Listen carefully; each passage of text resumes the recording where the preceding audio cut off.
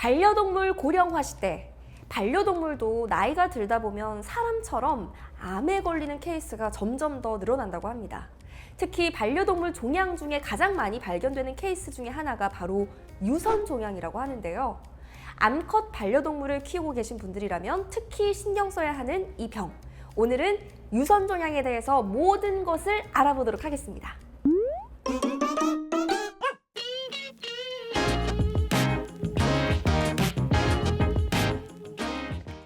선생님, 실제로 제가 키우는 강아지도 유선 종양을 가지고 있어서 여러 번 또 제거 수술을 해줬고, 또 주변에 같이 이제 강아지들을 키우는 반려인들한테 혹시 너도 키우는 강아지가 유선 종양이 있어? 그러면 나도. 너도? 나도? 이렇게 공감대가 또 형성이 되기도 하는데, 얼마나 이 유선 종양이 많이 걸리는 병이고 또 유선 종양이 정확하게 어떤 병인지도 좀 설명을 해주세요. 네, 일단 이 유선 종양이라고 하는 거는 말 그대로 유선에서 생기는 종양을 뜻합니다. 근데 이제 사람이랑 다르게 우리 고양이나 강아지 친구들은 젖꼭지가 2개가 아니에요. 여러 개잖아요. 그렇죠. 뭐 최소 6개에서 10개 이상일 수 있고요. 이제 유선이 가슴 쪽부터 그 사타구니 쪽에 있기 때문에 그 부분에 모두 다 병발할 수 있습니다. 그리고 이제 이 유선 종양이라고 하는 거는 보통 강아지에서 많이 호발하고요. 또 보통 모든 암 중에서 50% 이상에 해당되는 암이에요.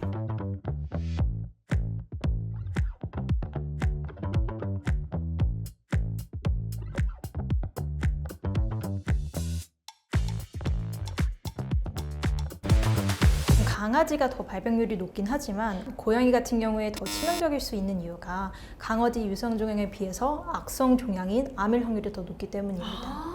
네, 또 그리고 이 악성 종양이라고 하는 암은 유선에 있는 것뿐만이 아니라 폐나 간, 그리고 림프절 쪽에 전이가 되기도 하고 재발률이 높기 때문에 저희가 더 치명적이라고 고려를 합니다. 그러니까 저도 반려동물 이제 그 유선 종양 제거 수술을 하면서 옆에서 이렇게 회복 과정을 지켜보면 너무너무 힘들어하고 지쳐하더라고요. 이렇게 우리 아이들을 괴롭게 하는 유선 종양, 왜 자꾸 생기는 거고 발병하는 걸까요?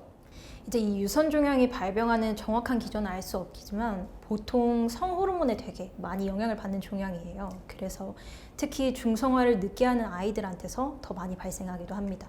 아, 중성화가 영향을 미치는군요. 그렇죠. 네. 그러면 이 유선 종양이 생겼을 때, 발병했을 때 나타나는 어떤 주요 증상들은 어떤 게 있을까요? 보통은 우리 보호자님들이 강아지나 고양이 배나 아니면 가슴 쪽을 쓰다듬었을 때 뭔가 단단한 게 만져지는데 그렇게 덩어리가 만져져서 많이들 오세요. 네, 근데 이제 유선을 전체를 바라볼 때 저희가 촉진을 해보면 단단한 덩어리나 결절이 만져지기도 하고요. 뭐 그 위치는 젖꼭지에 발생할 수도 있고 아니면 젖꼭지 주변에 모든 유선 쪽에서 이렇게 만져지기도 합니다. 그러니까 저도 생각해보면 처음에 제가 키우는 그 반려견의 몸을 쓰다듬는데 뭔가 이렇게 몽우리 같은 게 잡히길래 너무 놀라서 병원에 이제 데려갔던 기억이 있거든요. 그러면 이 유선 종양이라는 게 암컷에만 걸리는 병인지 아니면 수컷도 걸릴 수 있는 병인지도 좀 궁금해요. 네, 이것도 사람이랑 굉장히 유사한데요. 대부분은 암컷에 많이 걸리지만 수컷도 그 비율이 되게 적진 하지만 수컷에서도 발생하기도 합니다. 아, 그래요? 그게 성호르몬에 관련된 영향을 받는 병인데도 그렇죠. 수컷이 걸릴 수 있다. 네, 그 발생률은 굉장히 작긴 합니다. 그러면 이 유선 종양을 진단받게 됐을 때 어떤 치료가 좀 이루어지는지 아무래도 좀 수술을 해야 되겠죠? 네, 보통은 이제 수술을 하는 게 가장 빠르고 그리고 깔끔한 치료법이 되겠고요. 이제 유선 종양 같은 경우는 그 부분에 따라서 절제 범위가 달라지기도 해요. 어떤 경우에 좀 항암 치료까지 이루어지는지도 궁금한데요? 네, 보통 이제 먼저 진단을 하려면 저희가 유선 종양이 악성인지 양성인지 좀 가진단이라는 게 필요해요. 네. 이 가진단이라고 하는 거는 세침 검사술을 통해서 진행되고요. 영어로는 Fine Needle Aspiration이라고 해서 FNA라고 합니다. 그래서 양성인지 악성인지를 저희가 대략적으로 가진단을 진행하고 그 다음에 유선 종양이 만약에 양성이라면 그렇게 해당이 되지 않지만 악성 종양의 경우에는 다른 곳에 전이가 있을 수 있어요. 그렇기 때문에 전이평가를 또 진행을 합니다. 이 전이평가라고 하는 거는 강아지 같은 경우에는 흉부 엑스레이, 복부 엑스레이, 그리고 초음파까지 진행을 하고요. 필요할 경우에는 CT까지 진행을 해요.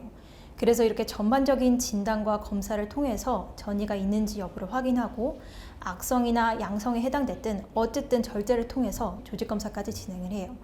최종적으로 항암을 해야 될지 안 해야 될지는 이 암의 종류에 따라서 확인이 되고요. 조직검사는 이 암이 양성인지 악성인지 알 수 있을 뿐만 아니라 암의 종류도 알 수 있고 그리고 이 악성도가 얼마나 되는지 그리고 절제 자체가 완벽하게 절제가 됐는지 아니면 완벽하게 절제가 되지 않았는지 그리고 림프절에 전이가 됐는지 안 됐는지 여부도 알 수 있어요. 그래서 이런 종합적인 진단을 통해서 저희가 항암 여부까지 판단을 합니다. 이게 이제 걸리고 나서 치료를 잘하는 것도 중요하지만 미리 예방하는 게 가장 좋잖아요. 이 유선종양은 미리 예방할 수 있는 방법 그리고 걸렸더라고 해도 좀 재발을 방지할 수 있는 방법이 있을까요? 네, 일단 간단하게 말씀드리면 유선종양을 예방할 수 있는 가장 좋은 방법은 중성화예요. 네, 그래서 강아지 같은 경우에는 첫 발정 이전에 중성화를 진행하면 그 발병률이 0.5%로 훅 떨어집니다. 그리고 첫 발정을 하더라도 8%로 떨어지고요. 또 고양이도 동일하게 6개월 이전에 수술을 하면 그 발병률이 10% 전후로 이제 떨어지기 때문에 중성화를 좀 일찍 해주시는 게 가장 좋은 방법이고요.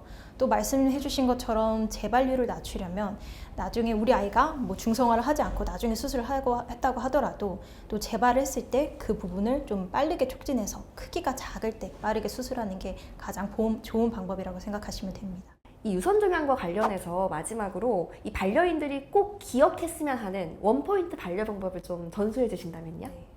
앞서 말씀드린 것처럼 제일 중요한 거는 중성화 수술을 일찍 하는 게 가장 좋은 예방 방법이고요.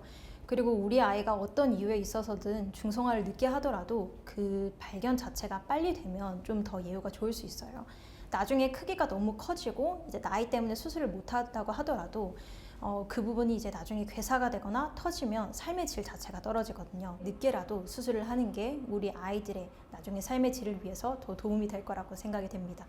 저도 사실 이제 둘째를 이제 데리고 와서 중성화를 시켜야 되냐 말아야 되냐 좀 고민을 하고 있던 찰나였거든요. 선생님께 제가 데리고 오면 될까요? 네, 맡겨주세요. 제가 선생님께 꼭 데리고 오겠습니다. 감사합니다. 저희 아이의 중성화 수술을 위해서.